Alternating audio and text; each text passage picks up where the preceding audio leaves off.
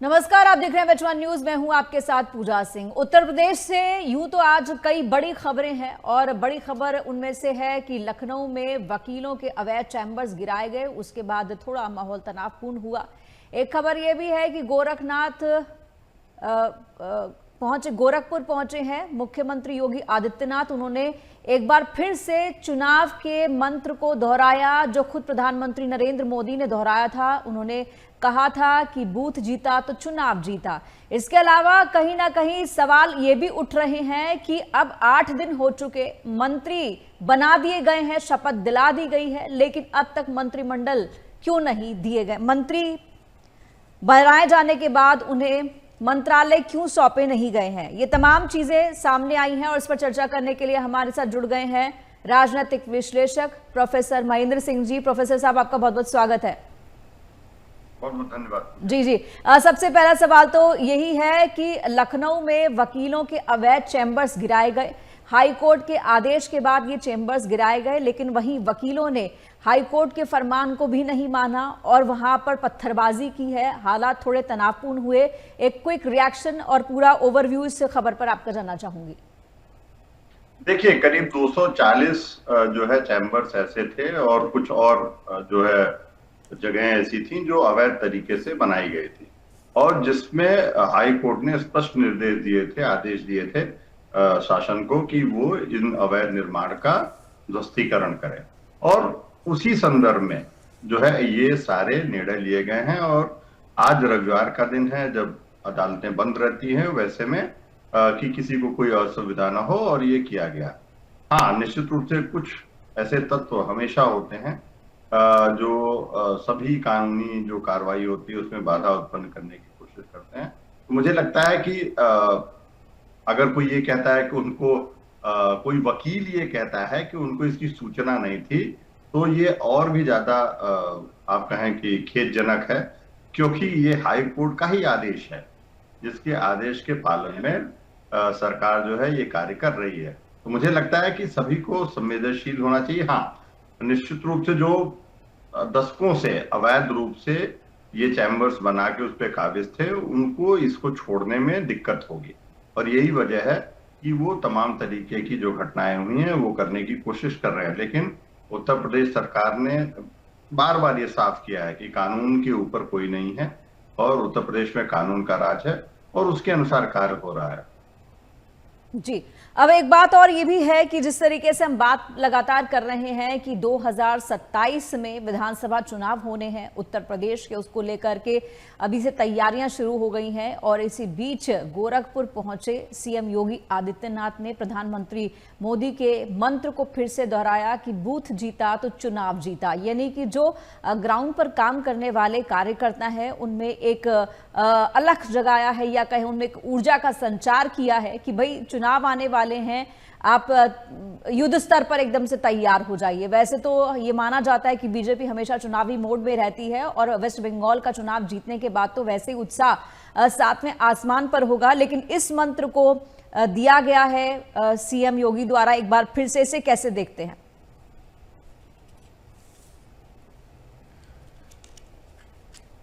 आप देख रहे हैं कि पिछले 9 साल से भारतीय जनता पार्टी ने योगी आदित्यनाथ के नेतृत्व में एक ऐसी सरकार का संचालन किया जिसने उत्तर प्रदेश को एक बीमारू राज्य से अग्रणी राज्यों की श्रेणी में ले आया।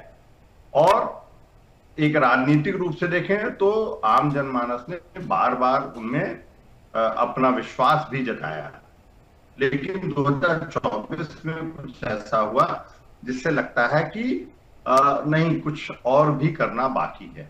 और यही वजह है कि बार बार योगी आदित्यनाथ, राष्ट्रीय स्वयंसेवक संघ, भारतीय जनता पार्टी का शीर्ष नेतृत्व, सभी लोग उत्तर प्रदेश को लेके पूरी तरीके से सचेत हैं और उनका ये मानना है कि जो क्योंकि ये भी बात उठी थी 2024 के चुनाव में कि कार्यकर्ता नाराज हो गया था, आरएसएस के जो स्वयंसेवक थे वो नाराज हो गए थे।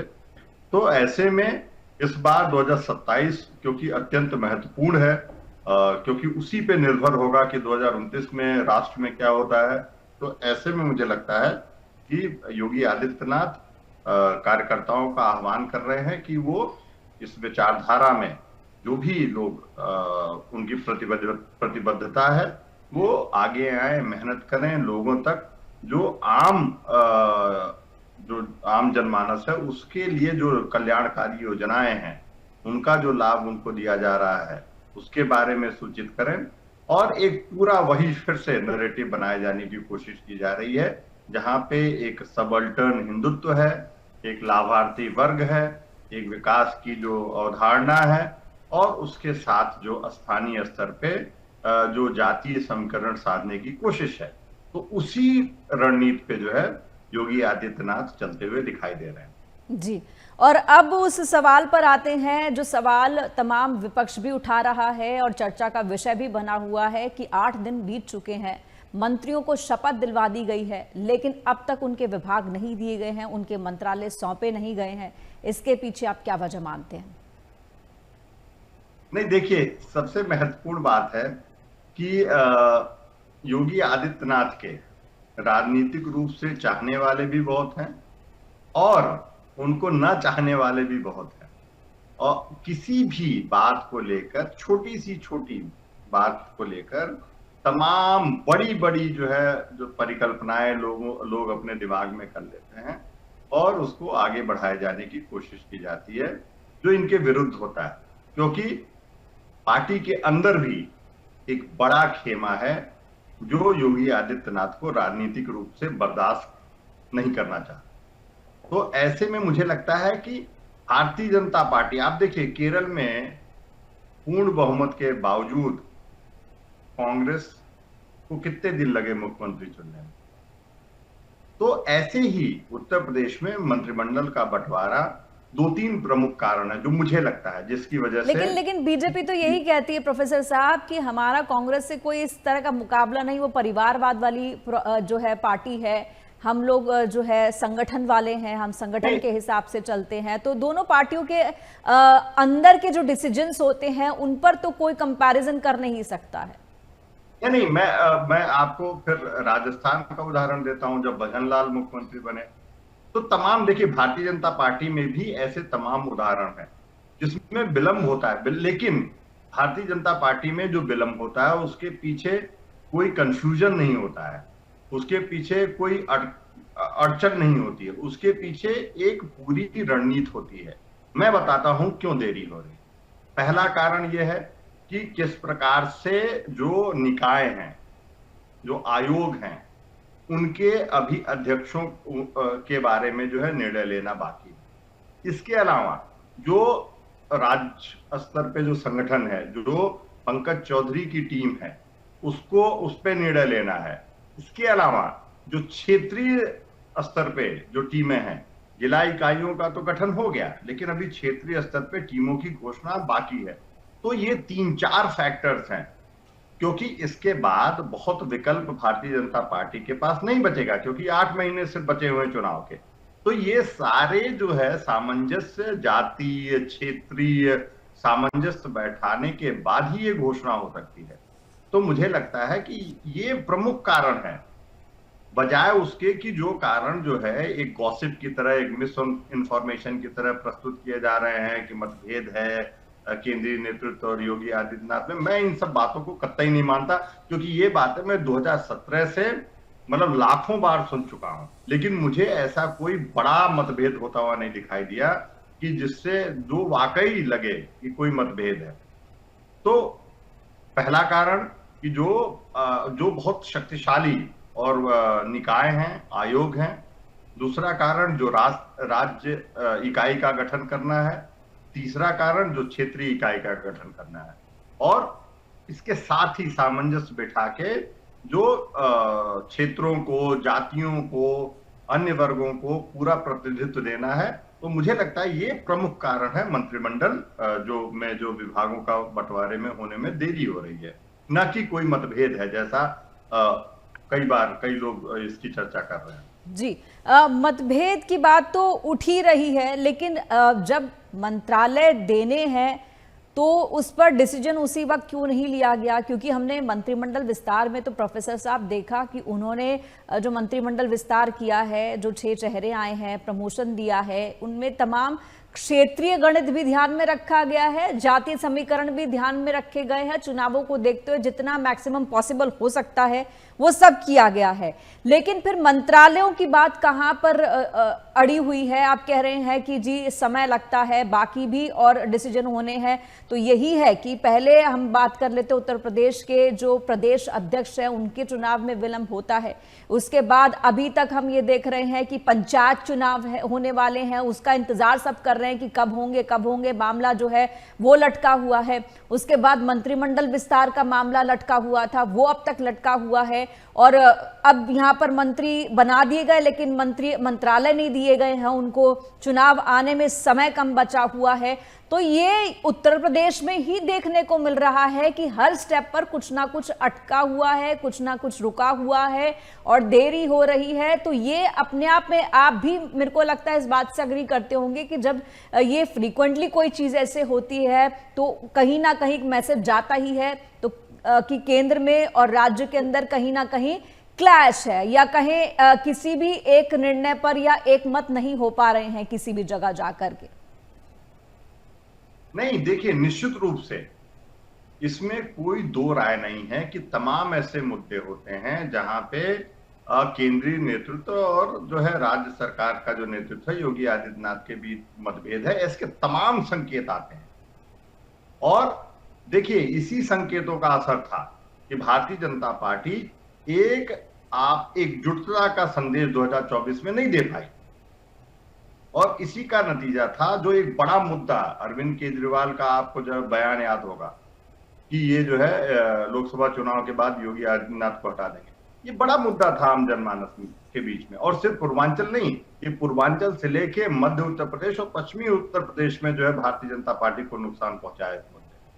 तो ये तो साफ है, लेकिन मैं ये मानता हूं कि जो इस स्तर पे जो विलंब हो रहा है, क्योंकि अब चुनाव में बहुत समय नहीं बचा हुआ है और आपके पास तमाम ये जो फेरबदल करने हैं इसमें बहुत समय नहीं बचा हुआ है, तो ऐसे में पूरी तरीके से सोच विचार के भारतीय जनता पार्टी के शीर्ष नेतृत्व को और योगी आदित्यनाथ को लेना पड़ेगा, और यही कारण है कि विलंब हो रहा है। हाँ, मैं मानता हूं तमाम ऐसे मुद्दे हैं जहां ऐसा प्रतीत होता है कि जो केंद्रीय नेतृत्व है और खासकर जो गृह मंत्री अमित शाह हैं और मुख्यमंत्री योगी आदित्यनाथ के बीच निश्चित रूप से कुछ न कुछ जो है मतभेद हो सकते हैं, लेकिन जब कोई निर्णय ले लिया जाता है तब ये सारी जो ये विचार है ये निराधार नजर आते हैं। तब जो है, आपको याद होगा 2022 में चुनाव, उत्तर प्रदेश का विधानसभा चुनाव जीतने के बाद जिस तरीके से तमाम चर्चाएं शुरू हुई और खासकर भारतीय जनता पार्टी के अंदर से, और उसके बाद लगातार लगता है कि कोई अब उप मुख्यमंत्री उत्तर प्रदेश का मुख्यमंत्री बनने जा रहा है, लेकिन ऐसा होता नहीं है। तो जो एक आप कहें जिसको मैं गॉसिप कहता हूं, मिस इन्फॉर्मेशन कहता हूं, जो एक भ्रम फैलाने की कोशिश की जाती है, वैसा कभी होता हुआ दिखाई नहीं देता है। लेकिन मैं ये भी खारिज नहीं करता हूं कि बिना किसी जो है समर्थन के जो योगी आदित्यनाथ के विरोधी हैं भारतीय जनता पार्टी के अंदर, वो ये कर पाने में सक्षम होते हैं।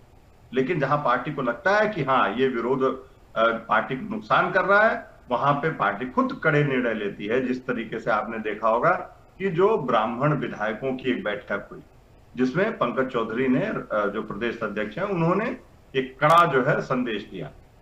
तो एक इतने बड़े राजनीतिक दल जो 22 राज्यों में है और जो केंद्र में है, ये सब एक समय एक ही प्लेटफॉर्म पे हों, एक ही विचार पे हों, कोई मुझे लगता है कोई मतभेद ना हो, तो ये संभव नहीं है। और मुझे जो एक लोकतांत्रिक प्रक्रिया है उसमें राजनीतिक दलों में मतभेद को बेहतर माना जाता है।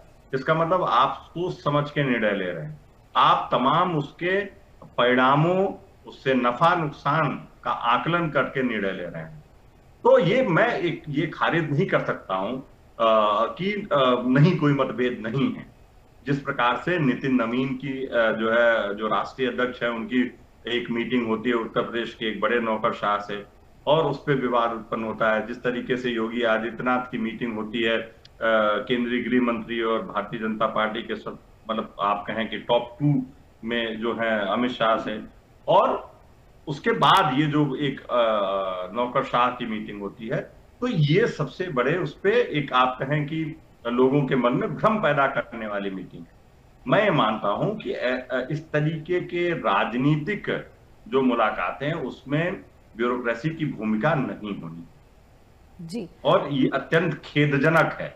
जी जी। जाहिर तो सी ये बात, जी एकदम जी से मैं आपकी बात से सहमत हूं, मैं एकदम से खारिज नहीं कर सकता कि नहीं सब कुछ बहुत बेहतर चल रहा है, पूरी सामंजस्य के साथ चल रहा है, लेकिन मैं इन डिफरेंसेस को, इन मतभेदों को एक मैं कहूं कि भारतीय जनता पार्टी की बेहतरी के लिए मानता हूं, एक लोकतंत्र की बेहतरी के लिए मानता हूं कि अगर कोई हाँ, निर्णय मतलब में देरी। डिस्कशन हो तो हेल्दी डिस्कशन हो कि सबकी जी बात सुनी भी जाए और सुन के समझ के तब किसी निर्णय पर पहुंचा जाए। लेकिन ये बात यही खत्म होने वाली नहीं है प्रोफेसर साहब। प्रोफेसर साहब, यहाँ पर हम बात कर रहे हैं कि मंत्री पद की शपथ दिला दी गई, मंत्री बना दिए गए, लेकिन मंत्रालय नहीं दिए गए।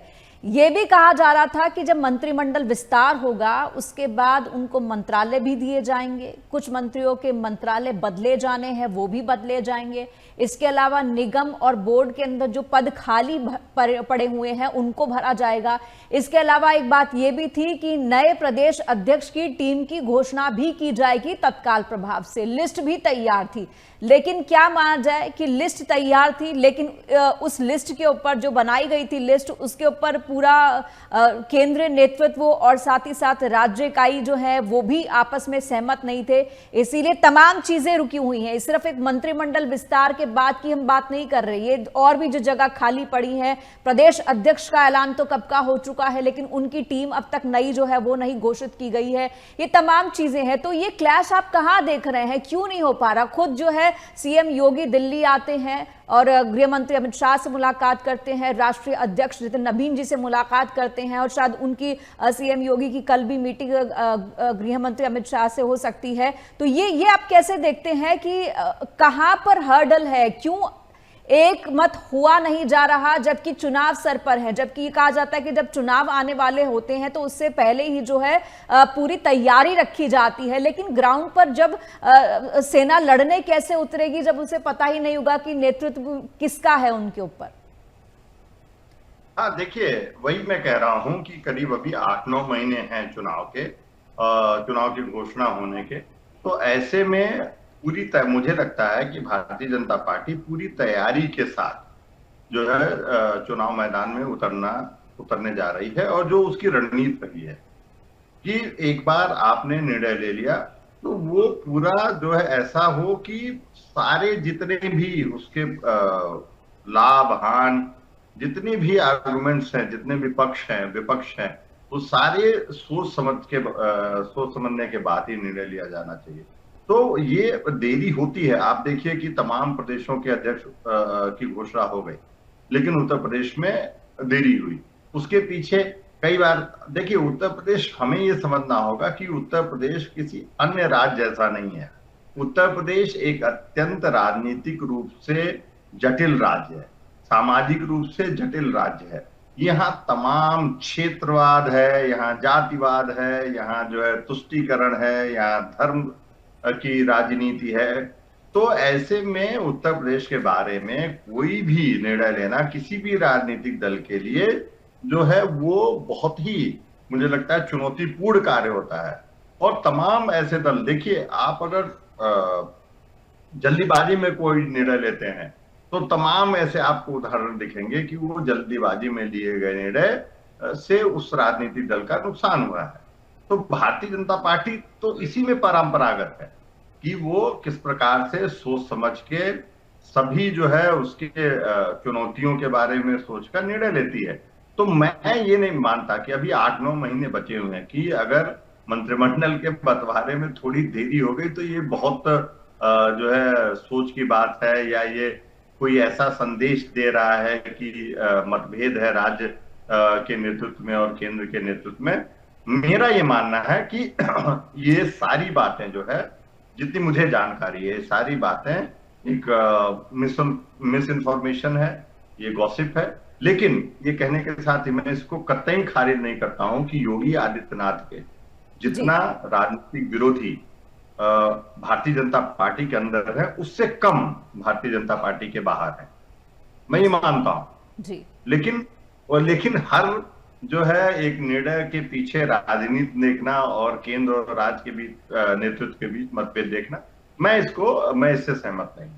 जी पूजा जी, आप सहमत नहीं है, लेकिन अब ये जो हम इंतजार कर रहे हैं, तमाम जो है मीडिया में भी चर्चा है, तमाम लोग भी, उत्तर प्रदेश के लोग भी जानना चाहते हैं कि किसको क्या मिलेगा, तो ये अब मंत्रालय कब तक सौंपे जाएंगे, इसके बारे में आपके पास क्या कोई अंदर की खबर है, ये जानना चाहूंगी। 20 तारीख को जो है प्रधानमंत्री वापस आएंगे, हो सकता है उसके बाद उनसे कोई चर्चा हो, या फिर क्योंकि संगठन में ये भी देखा जाता है कि जब तक सबसे बात ना की जाए, सबसे चर्चा ना की जाए, सबका मत ना लिया जाए और सब एक मत ना हो, तब तक कोई डिसीजन नहीं होता। अब 20 तारीख के बाद जो है 20 तारीख को प्रधानमंत्री नरेंद्र मोदी वापस आ रहे हैं, तो क्या माना जाए कि उसके बाद इस पर आगे का काम शुरू होगा या काम चल रहा है, कब तक जो है मंत्रालय सौंपे जाएंगे? हाँ देखिए, अभी जो है मुझे लगता है कि तमाम जो बातें मीडिया में आ रही हैं गृह मंत्रालय को लेके, जो पीडब्ल्यूडी को मंत्रालय को लेके, जो दोनों जो उप मुख्यमंत्री हैं उनके जो मंत्रालयों को लेके, आप देखिए एक उप मुख्यमंत्री को उनका मंत्रालय दिया गया क्योंकि उन्होंने कोविड के दौरान उस मंत्रालय के संबंध में प्रश्न उठाया, तो वो चुनौती उनको सौंप दी गई योगी आदित्यनाथ द्वारा। जो दूसरे मंत्री थे उन्होंने भी प्रश्न उठाए थे तमाम। तो देखिए, मुझे लगता है अभी जो स्थिति है कि आपने एकदम सही कहा कि प्रधानमंत्री नरेंद्र मोदी के आ जाने के बाद विदेशी दौरे से, उसके बाद इन सारे महत्वपूर्ण निर्णयों जो मुद्दे हैं, जो यही मैं कह रहा हूं कि ऐसा नहीं है कि ये बड़े मतभेद के मुद्दे हैं या ऐसे मुद्दे हैं। अगर आप योगी आदित्यनाथ के नेतृत्व में चुनाव लड़ रहे हैं तो ये बात हास्यास्पद है कि उनसे गृह मंत्रालय ले लिया जाए।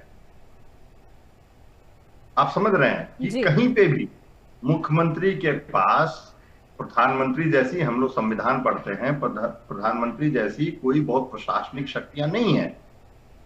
मुख्यमंत्री जो है वो जो है मंत्रियों में सबसे फर्स्ट अमंग इक्वल माना जाता है। तो ऐसे में जो गृह मंत्रालय है, जो योगी आदित्यनाथ की छवि जो आज बनी है एक कुशल प्रशासनिक जो है राजनेता के रूप में, उसके पीछे जिसके अभी हमने कुछ देर पहले चर्चा की कि बुलडोजर कार्रवाई हो रही है अवैध निर्माण पे, तो वो मुझे लगता है कि इस तरीके की जो चर्चाएं हैं वो एक चुनौती है। एक जी मुझे जी लगता जी है ये एक ही मंत्रालय नहीं, और भी मंत्रालय जिनमें जल शक्ति भी है, गृह भी है, नगर विकास भी है, सूचना भी, तमाम ऐसे मंत्रालय हैं जिसको लेकर के खलबली मची है, कौन सा किसके पास आएगा। और जैसे कि आपने गृह की बात की है, वो भी अपने आप में बहुत इंपॉर्टेंट है। तो क्विक थोड़ा सा आपसे जानना चाहूंगी सबके बारे में। देखिए, गृह मंत्रालय और सूचना मंत्रालय, ये हमेशा से आप जितने भी राज्य देखें, बहुत कम राज्य ऐसे हैं। बहुत मजबूरी में नीतीश कुमार ने, जब नीतीश कुमार कमजोर हो गए राजनीतिक रूप से, तब उन्होंने सम्राट चौधरी को गृह मंत्रालय दिया। नहीं तो मुख्यमंत्री के पास, जैसा मैं पहले कह रहा था, कि कोई विशेष कार्यकारी शक्तियां नहीं है। ऐसे में सारे राज्यों के मुख्यमंत्री आप देख लीजिए गृह मंत्रालय अपने पास रखते हैं।